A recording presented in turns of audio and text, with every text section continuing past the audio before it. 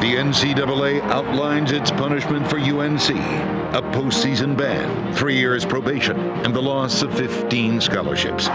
The decision comes nearly 2 years after the investigation began. The fallout? A fired coach, a new athletic director, star players lost, and a blow to the university's integrity. Tonight, hear from leaders who are working to repair Carolina's image and the long-term impact on the athletic program.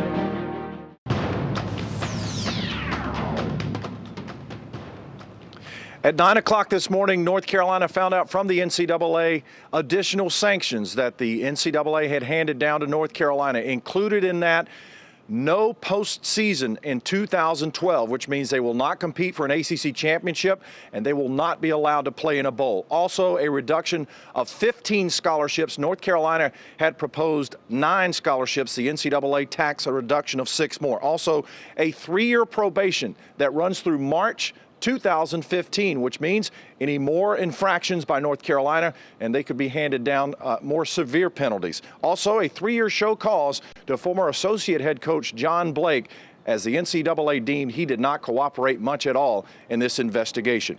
This afternoon about 2:30, the NCAA Committee on Infractions held a conference call to fill in some of the blanks.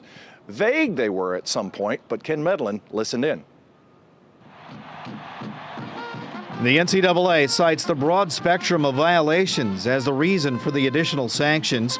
Academic fraud involving a former tutor, impermissible benefits coming from sports agents and their associates, and unethical conduct involving an assistant coach. It's a serious case, and unfortunately we're limited in our ability to attach particular penalties to just individuals.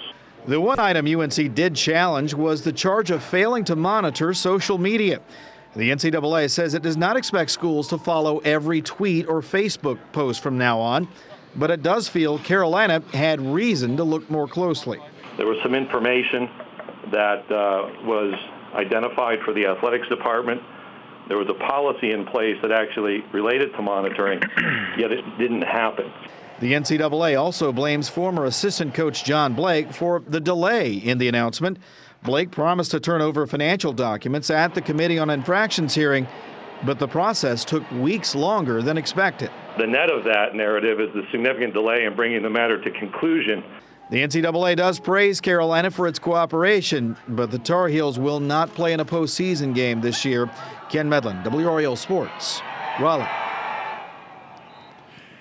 And then about an hour and a half after that, North Carolina held a conference call, and after that conference call, the current athletic director and the former spoke with our Jason Jennings.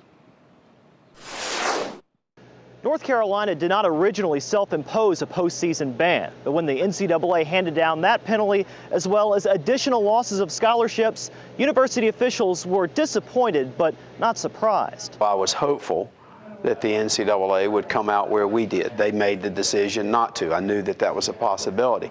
I don't regret the process that we used to get there, and I don't regret the conclusions that we came up with. I understand how they considered the seriousness of this, and they had the right to do what they did. We were surprised, but you know, at the end of the day, we chose not to appeal it. The mistakes that we made warranted significant penalties, which we received. So it's different than what we anticipated, but those are the penalties, and we're moving forward. And neither Bubba Cunningham or Dick Madure could speculate whether banning itself from a bowl game last season would have affected these penalties. We spent over a month dealing with that issue, and we came to that conclusion.